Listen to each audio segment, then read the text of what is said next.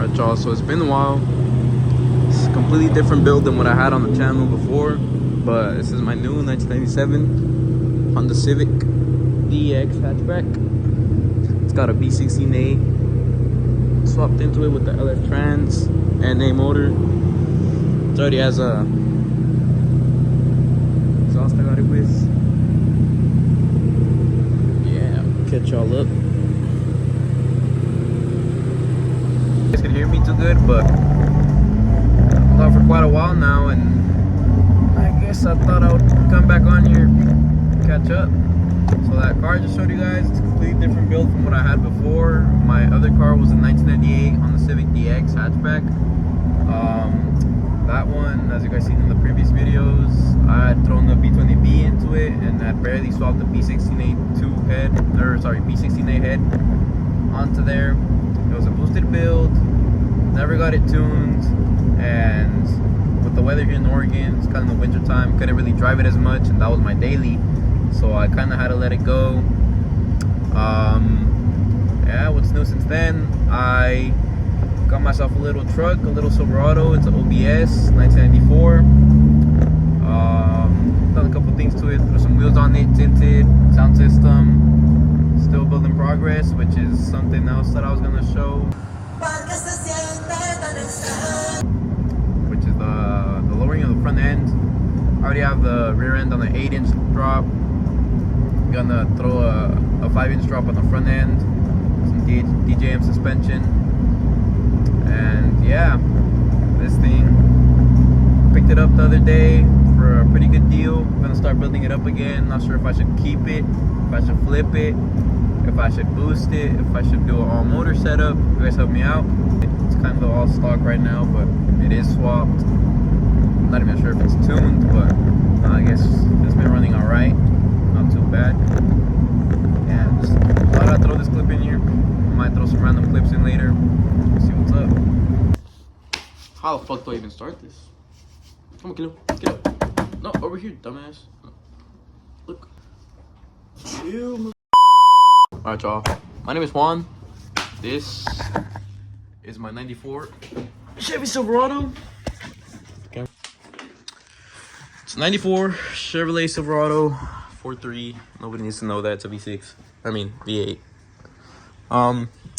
And currently I have cut springs in the front, 6-inch flip kit in the back with a baby notch with some nice one, no nuts. I have a 6-inch flip kit in the back, 2-inch drop shackles, stock springs all around, kind of shitty, which is the reason why I'm making this video. And I don't have my light on me. Hold the fuck on. Alright, so as I was saying, reason for making this video, I'll be showing you guys how it is to drop a truck in the front using DJM suspension, not sponsored. Paid all out of my pocket. In this box. Oh, fuck you. This box, I got lowering control arms. These are the uppers. Are these the uppers? I don't fucking know. They're control arms. In this box, we got some springs. Oh, yes, these are the uppers. So we got upper control arms, lowering control arms, drop shocks, and if I'm not mistaken, these control arms drop your truck without using any springs. You could use stock springs on these control arms, and it'll still lower it the amount. There's the part number, 3-inch lowering control arms, and then running them with 2-inch springs in the front, so it'll be at a 5 in the front. If I keep the height in the rear, it'll be at an 8 in the rear, obviously, so at a 5.8. This is the progress I got so far. Figured I'll start recording now before I'm in too deep. That's Kilo. Sit. Oh, or walk by me. Sit. Kilo. Kilo. Come here. Come here. Sit. Kilo's a good boy sometimes. But yeah, this is, I haven't done shit. My brakes, my caliper, the only thing I've taken off so far. And yeah, I guess I'll show what's next. Probably put a time lapse or something.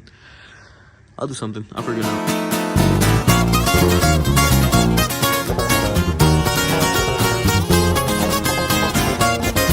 Puro HP, compadre. Let's get it, compa Manny. No tengo una diploma, pero les dejo saber que en las calles yo soy certificado. Yo cargo a la farmacia de noche y de día, por si el doctor se encuentra ocupado. Alright, so it took me forever because this shock is absolutely fucked. So when I was trying to get the top bolt out of that nut, this thing just kept spinning. And I had to jack it up just now too, just a little more. That way I had enough clearance to just drop this thing through. But yeah, I was able to get it through. I just gotta go get some Ziploc bags. That way I don't fucking lose everything. Knowing me, I'ma leave something. What the fuck? I got music on SoundCloud and this shit's just a repeat. But yeah, shock is out. Next thing you wanna do, I believe, is get your control arm lowered. And I'll show you all that here in a bit. I gotta find somewhere else to put my phone. But yeah, I'll go ahead and show you all that just now. Alright, y'all, so I was able to get the shock out. Only reason that took so long was because as I was trying to get that nut out on the top, this thing just kept spinning on me, so I had to just reach my hand in there with a couple other fingers, just fucking hit the impact. That way I could get that nut out. But let's see how fucking shot this one is. Yep. I think it's not road. Yeah, as you guys can see, compressed all the way and is not coming out. Pretty sure we need a new one, but there's one down. Now, next thing you guys gotta do when you guys are doing this is get your spindle disconnected from the upper and lower control arms. If you get it out of there, get it out of the way. Alright, so Harbor Freight trip later. Ran to get a ratchet because I took my other one to work. I'm probably gonna be getting a different one later, but some sockets as well. Somebody might have taken them. I don't know. I don't have big enough sockets anymore. So I ran to get some from Harbor Freight, just normal Pittsburgh ones. They break. I think I'm returning them anyways. But now I'm finding this cotter pin right here. Like I said, shit. Now I'm finding this cotter pin right here. And one tip, if you guys are gonna do this on your OBS or on just any Silverado in general, since the years are kind of older, make sure you get some PB blaster, because as you guys can see, dirt and rust everywhere. So just make sure you guys stock up on that, blast everything what you guys can. And yeah, you can see that fucking ball joint too. But yeah, just make sure you guys get some PB blaster. It'll help a lot. Pick, hammer, and needle nose. Woo! So once you guys get these two nuts loose, little castle nut kind of deals, what I like to use, these forks to separate the ball joints. Just put them there, get a hammer, smack the fuck out of them. Same thing for the bottom. Same over here, smack the fuck out of it with the hammer. This was a 19 nut, so I was able to get off. And after that, spindle should come off. Nice. I was able to get the spindle off. Not sure if you guys can hear me because I have my AirPods on, but I was able to get the spindle off now. It was just this, like I said earlier, a 19, 27 is what I used. I'm not sure if a 26 would work, but 27 did not strip it. As you can see, these are fucking shot. Get me these. You can see it better. Absolutely shot now. This one, you guys can see, I fucked that one up, putting the fork in there and smacking it out. But it's all good. And yeah, now we go ahead and separate the rest of everything else from each other. Fuerte se la miró, a su madre lleva siempre en los consejos, los regaños, cada abrazo y cada beso. Su madre es hora lealtad, valores le vino a dar. Another little update with the fucking big ass pry bar and the fucking crowbar.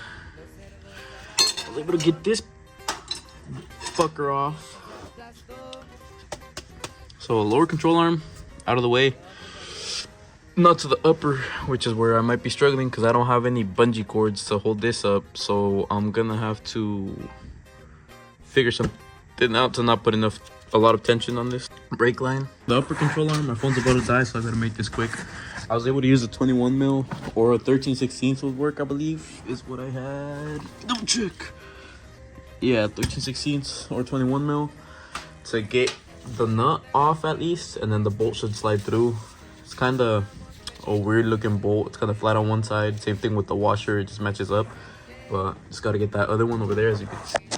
About that washer there, get that out, and then same thing like the bottom, use a pry bar, and then just get the bitch out.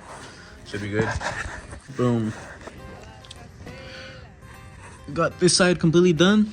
Now gotta do the other side. Just make sure you turn your steering wheel. Now you can get to some of the nuts easier. But yeah, just gotta get this wheel off, gotta get everything else off. See if we finish tonight. It's been a couple days, but back at it like a crack addict, baby. This side is all done. Not sure if I showed it in any other clip, but that side's all done. Meanwhile, this side, I had to call it a night. Last time I worked on it, everything's still intact. Sprayed everything with fucking PB blaster and called it a night. But gonna get back onto it. I'm gonna get at least this side done tonight. Get all the shit installed on that side, and tomorrow, if I don't finish this now, then tomorrow it is. But let's get on it. Try to get the best angles I can as well, because it's kind of been kind of wonky, but I'll figure something out.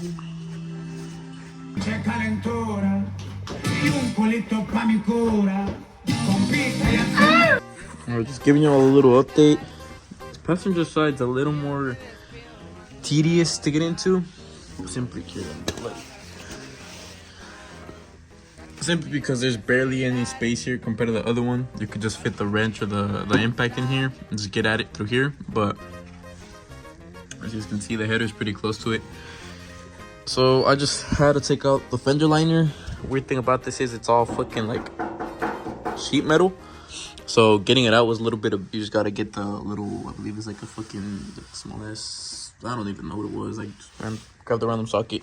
I was able to get that out.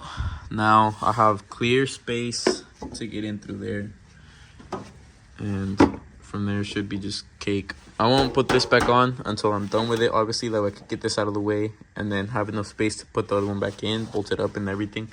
But yeah. Alright, so after a lot of cussing at this truck, I forgot to record most parts because it was always late at night when I was doing it after work. But passenger side is all done. As you guys can see, got the uppers in, the lowers in, the spring and the shock, as well as the brake, as well as the caliper and the spindle back in. And yeah, now to see where it bottoms out, because from what I'm aware of at the moment, it will hit about where that bump stop is. But the video that I saw, the guy did not have the bump stop there, so I'll see how bad it is when it bottoms out. I'm not sure, but yeah, now that that side's done, I gotta continue with the driver's side, which in theory should be a little bit easier, but there's nothing there. But yeah. Alright, y'all, so I was able to get the upper control arm in on this side using a 21 mil. I'm pretty sure it's the same song I was playing last time too. I'm not sure where you guys can see it there. It's a 21 mil socket for the nut, which is there. You can get it in from the engine bay on this side, and here, which you will need, I believe, an extension to get it from underneath here, if you can see it well. But yeah, once that's bolted in, should be good to go, and I'll get y'all here in a bit. Alright, so I was saying something before my phone died.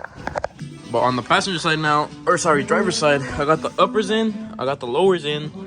And the thing is, probably the most difficult part about this install altogether would probably be the lower control arm install, just because of how bad it is to get it into there, like into the mount itself on the frame.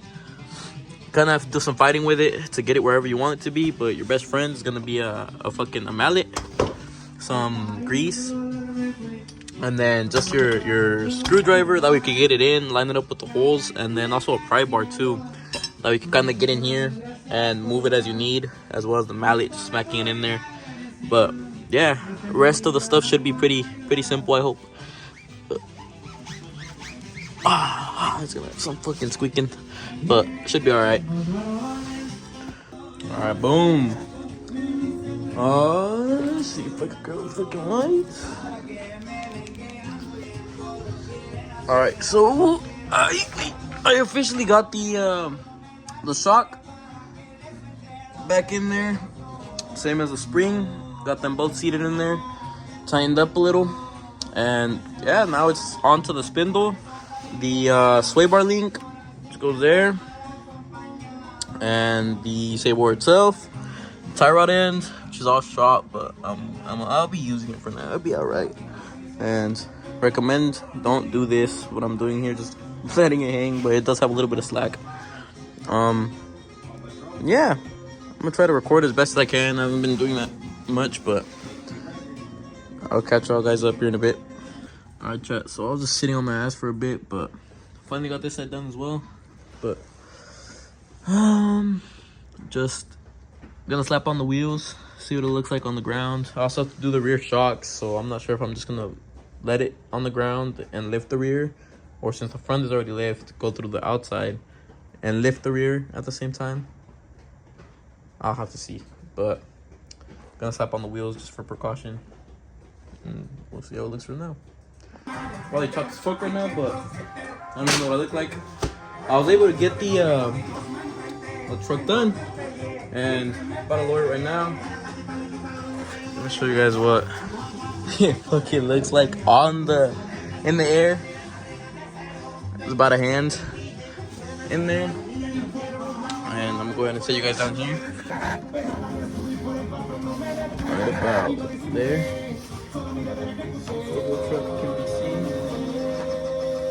I put some bricks underneath, some cinder blocks kind of deals, like little squares, because I fear it's gonna be a little too low. But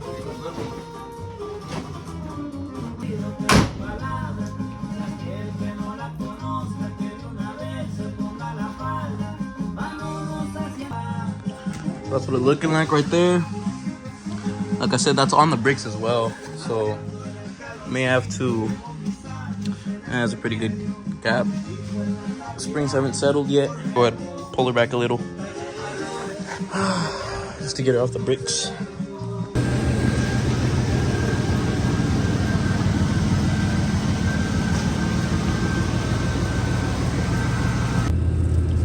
There she is.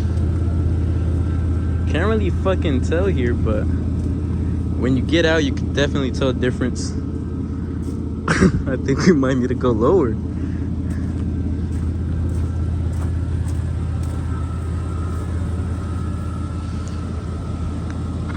There she is. That's a 5-inch DJM lower control arms with springs, upper control arms as well. If I'm not mistaken, I had 3-inch lower control arms and 2-inch springs, which would make that sit at a 5 in the front. Right now I'm at an 8 in the rear, although it does seem a little raked at the moment, but I have to put the shocks on as well in the rear, see if that helps it out a little. But part numbers just in case. That's the drop set I used. My truck's a 94 Chevrolet C1500. I'll go ahead and show the parts for the DJM as well, or I'll show the receipt, invoice, whatever. Alright, now that the front is done, those clips, I still have to replace these old ass shocks since I got the set. These ones are all shot as well, so I got that side and that side obviously. I'm gonna be doing that here in a bit, in a jiffy as they would say. And yeah, I'll be right back. El chiste es que hago lo que